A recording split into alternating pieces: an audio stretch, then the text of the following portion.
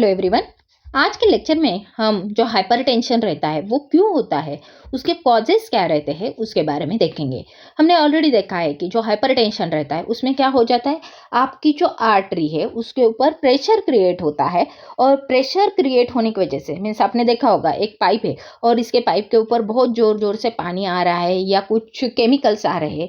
धीरे धीरे ये जो पाइप है उसके अंदर का जो कवरिंग है वो खराब हो जाता है और वहाँ पे ऐसा वो अलगी जैसा फॉर्म हो जाता है और अलगी की वजह से ये जो आपका पाइप है वो ब्लॉक हो जाता है। वैसा ही ये जो हार्ट है वो ब्लड पंप करता है और ये जो आर्टरी है उसके ऊपर उसका जो बम्बार्डिंग है वो कंटिन्यूअसली रहता है और ये बम्बार्डिंग की वजह से जो इनर लेयर रहती है आर्टरी की वो खराब हो जाती है और उसमें फ्लैक्स डेवलप होते हैं। इससे जो फ्लैक्स डेवलप होते हैं वो कभी कभी आपके सर्कुलेशन में एंटर करते हैं और सर्कुलेशन में एंटर करने की वजह से ये पाइप को ब्लॉक भी करते हैं।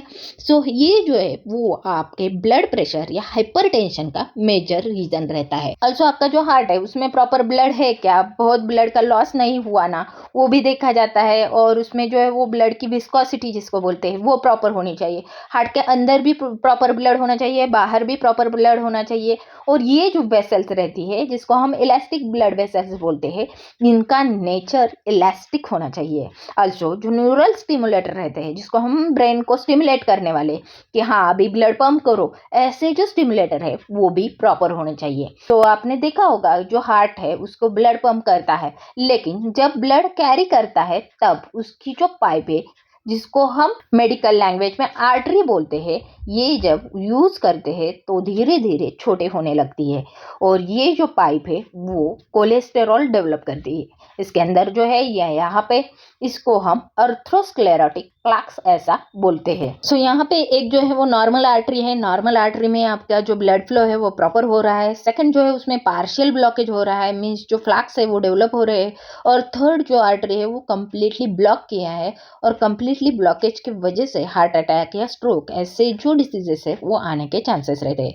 आपने देखा होगा जब हम प्लांट्स को पानी देते हैं तो प्लास्टिक के पाइप को यूज करते हैं और जब ये हम पानी देते हैं तब ये जो प्लास्टिक के पाइप का मुंह हमने दबाया तो उसका जो पानी का प्रेशर है वो ज़्यादा बढ़ जाता है। वैसे ही ये जो आर्टरी है उसके अंदर ऐसे फ्लैक्स डेवलप हुए तो इसके अंदर का जो प्रेशर है वो ज़्यादा बढ़ जाता है और प्रेशर बढ़ने की वजह से ये जो आर्टरी है वो धीरे धीरे खराब हो जाती है। ये जो आर्टरी है वो धीरे धीरे क्या होगी, छोटी होगी और छोटी होके ये प्रॉपर बंद हो जाएगी। सो ये जो बीपी है इसके ऊपर ही आपकी हेल्थ जो है वो पूरी डिपेंड करती है कि आपका जो हेल्थ है वो प्रॉपर रहेगा तो ये आपका बीपी जो है वो प्रॉपर रहेगा।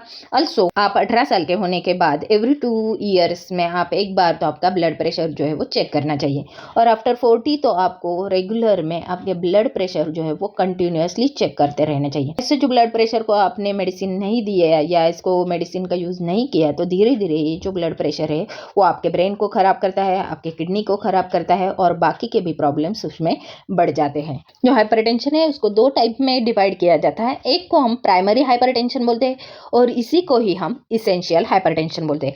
जो आपका प्राइमरी हाइपरटेंशन रहता है वो 90 to 95% लोगों को प्राइमरी हाइपरटेंशन रहता है।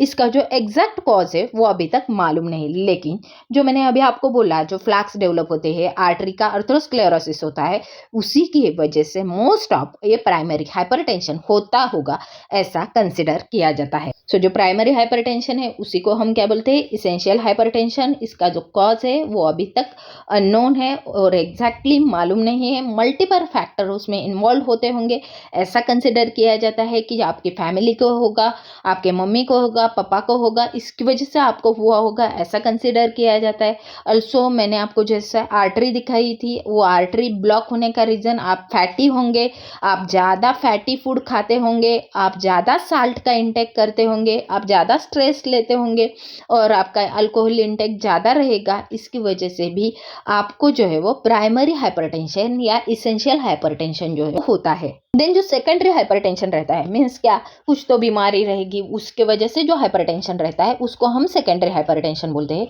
और ये जो हाइपरटेंशन है वो अराउंड 2 to 10% ऑफ पीपल को ही होता है। ज्यादातर जो हाइपरटेंशन रहता है वो प्राइमरी हाइपरटेंशन रहता है, सेकेंडरी हाइपरटेंशन बहुत कम लोगों को रहता है। इसमें जो है वो आपकी किडनी खराब होने की वजह से आपको हाइपरटेंशन होता है। तो कभी कभी आप नींद में जो खराटे लेते हैं इसकी वजह से आपका जो नेजल का पाइप जो है वो ब्लॉक होता है और आप सांस अटक जाती है, इसकी वजह से हाइपरटेंशन हो जाता है।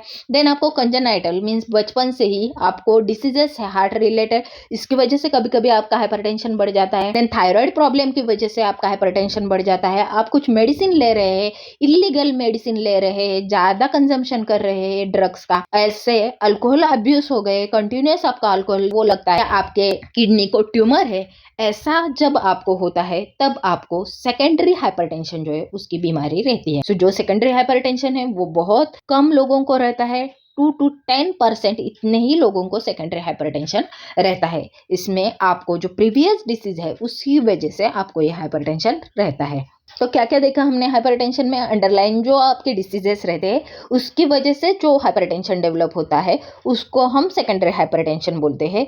तो जो आपके आर्टरीज को प्रॉब्लम करता है या आर्टरीज में प्रॉब्लम क्रिएट होता है उसको हम प्राइमरी या जेनेटिक जिसको वो रहता है मम्मी पापा को, उसको हम प्राइमरी हाइपरटेंशन बोलते हैं। देन एड्रिनल ग्लैंड जिसको हमने किडनी की ग्लैंड बोली थी, उसको जब ट्यूमर रहेगा तो भी आपको जो है वो सेकेंडरी हाइपरटेंशन रहेगा।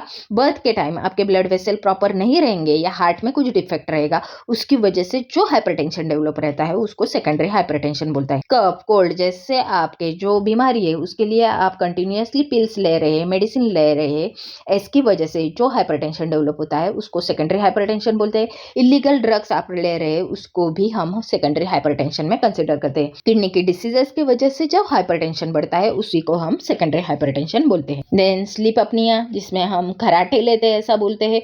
ऐसे जो स्लीप अपनिया की वजह से मीन्स आपका जो पाथवे रहता है जो जिससे आप सांस लेते हैं उसमें जब चेंजेस आते हैं तो भी आपको एक हाइपरटेंशन डेवलप होता है और इसको ही हम सेकेंडरी हाइपरटेंशन बोलते हैं। थायराइड को प्रॉब्लम को भी हम सेकेंडरी हाइपरटेंशन में कंसिडर करेंगे। मीन्स आप मेडिसिन ले रहे हैं, आप ड्रग्स ले रहे हैं, या आपको कुछ ट्यूमर है या आपको कुछ डिसीजेस है, इसकी वजह से जो आपका हाइपरटेंशन बढ़ता है वो आपका सेकेंडरी हाइपरटेंशन रहेगा। तो हमको ऑलरेडी मालूम है जो हाइपरटेंशन है उसकी वजह से जो है वो ब्रेन स्ट्रोक डेवलप होता है, हार्ट के प्रॉब्लम आ जाते हैं, किडनीज के प्रॉब्लम जो है वो आपको हाइपरटेंशन की वजह से आ जाते हैं। ये आपको समझ में आया? हाइपरटेंशन जो है वो ब्लड प्रेशर ही रहता है, इसी को ही हम हाइपरटेंशन बोलते हैं।